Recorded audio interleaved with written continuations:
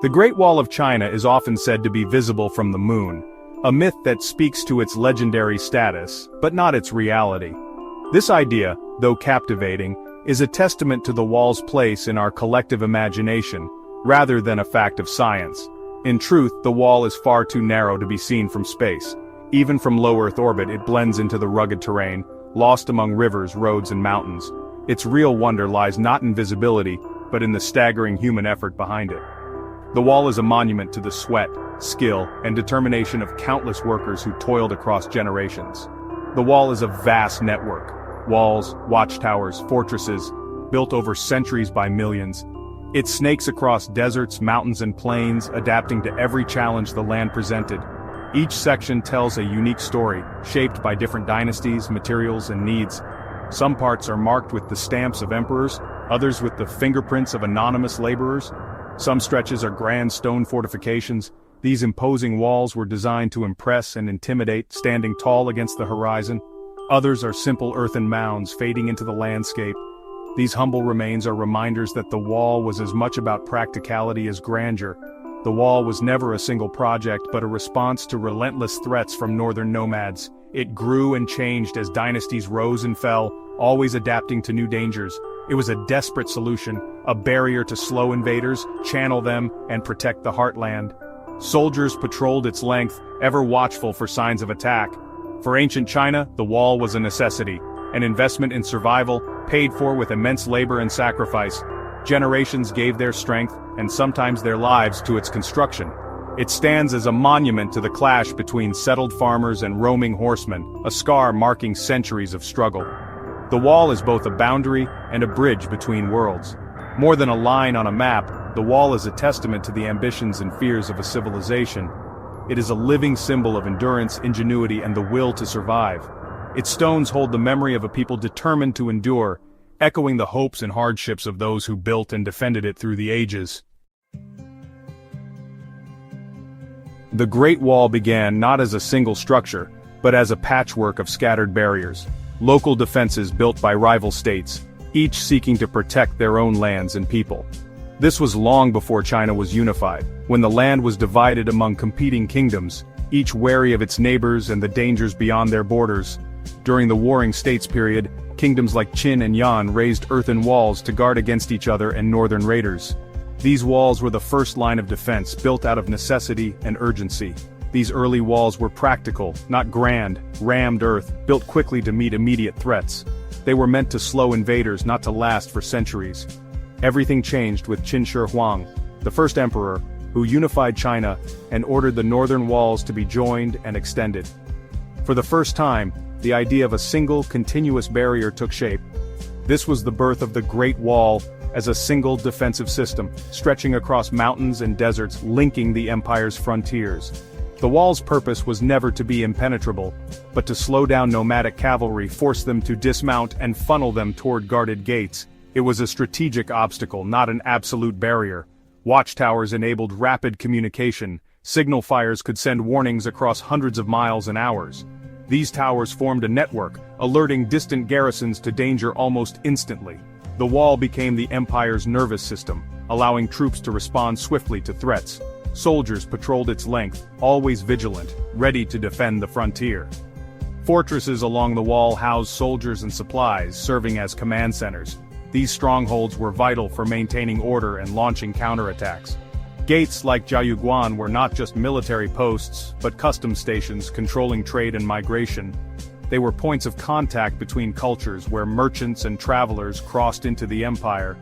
The wall defined who belonged inside the empire and who remained outside. It was a physical and symbolic boundary, shaping the lives of those who lived near it. It was a tool of control, projecting the emperor's authority across the frontier. The wall was a statement of power, a reminder of the reach of the central government.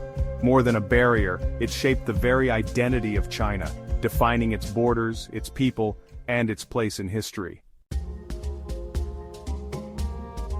The Great Wall was built by millions, soldiers, peasants, and prisoners, over centuries. Soldiers stationed at the frontier doubled as builders, raising the wall they would later defend. But the need for labor was so great that peasants were conscripted, taken from their fields for months at a time. Corvée labor disrupted communities and harvests, but the state demanded it. When even that wasn't enough, convicts and political prisoners were sent to the wall, a sentence as harsh as any. Many never returned, their stories lost but their toil embedded in the wall itself. This diverse, often unwilling workforce created a unique social environment along the construction line. Supervising such a massive operation required strict organization and military discipline.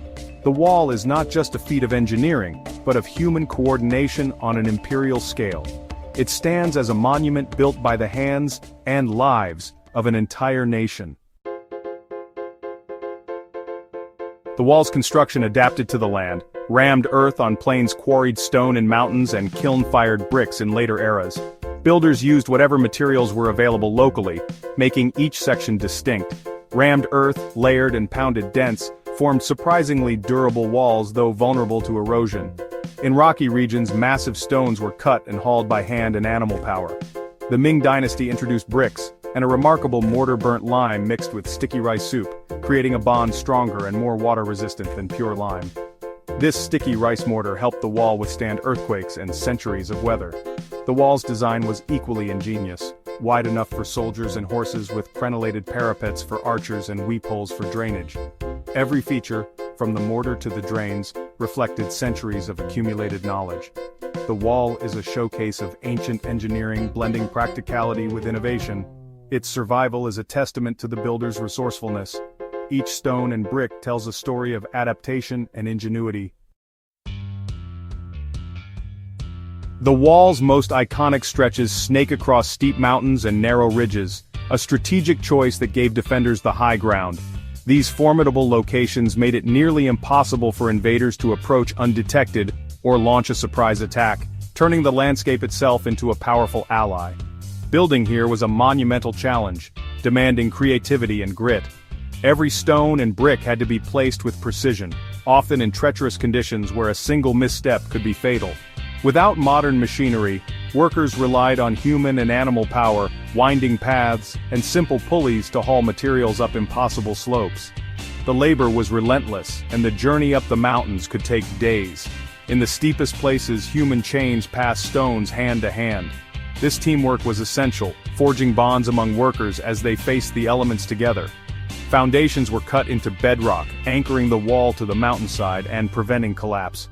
This engineering feat ensured the wall would endure for centuries, even as the earth shifted beneath it. Surveyors plotted the wall's course along natural contours, creating its dragon-like silhouette.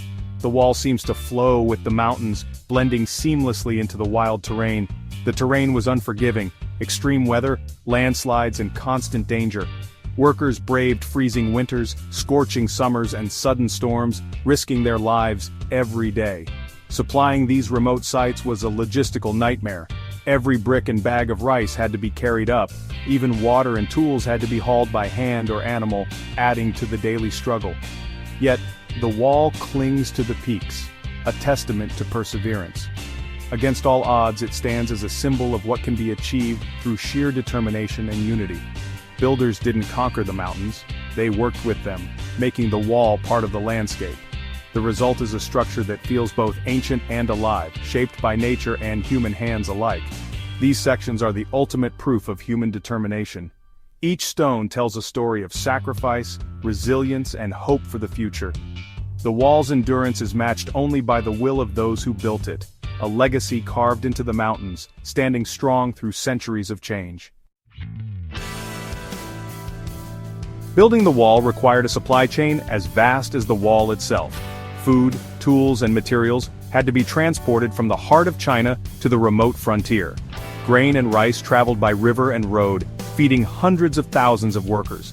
Bricks, iron tools, and even simple items like rope were produced far from the wall and hauled to the site. This massive operation was coordinated by a complex bureaucracy, with officials organizing labor, transport, and supply depots. When the supply chain worked, construction advanced. When it failed, work stopped. The wall's physical presence depended entirely on this invisible network. It was a triumph of organization as much as engineering. Life for wall builders was harsh. Long days of backbreaking labor, minimal shelter, and constant danger. Workers lived in crude camps, exposed to brutal weather and poor sanitation. Food was scarce and basic, leading to malnutrition and disease. Accidents were common. Falls, landslides, and crushing injuries claimed many lives. The legend of bodies buried in the wall is a metaphor for the staggering human cost.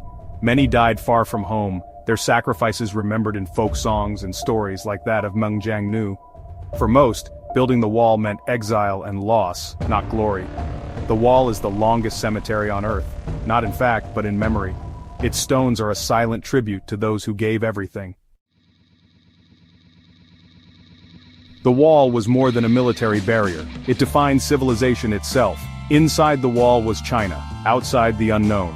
The wall funneled trade through gates, enabling the empire to tax and control the Silk Road. It protected merchants, making long-distance trade safer and more profitable. The wall's top served as a roadway, speeding troops and messages along the frontier. Watchtowers relayed signals with fire and smoke, turning the wall into a vast communication network. Building the wall was a political act, a display of imperial power and unity. It became a symbol of the state's reach, ambition, and identity. The wall we see today is mostly the work of the Ming dynasty, who rebuilt and reinforced it to face new threats. They added advanced features, cannon placements, strong watchtowers, and over 5,500 miles of stone and brick. Yet, in 1644, the wall failed to stop the Manchu, who entered China through a gate opened by a traitorous general. The wall's strength was always human, not just stone. After the conquest, the wall lost its purpose and was left to crumble. Only in the 20th century was it rediscovered as a symbol of Chinese endurance.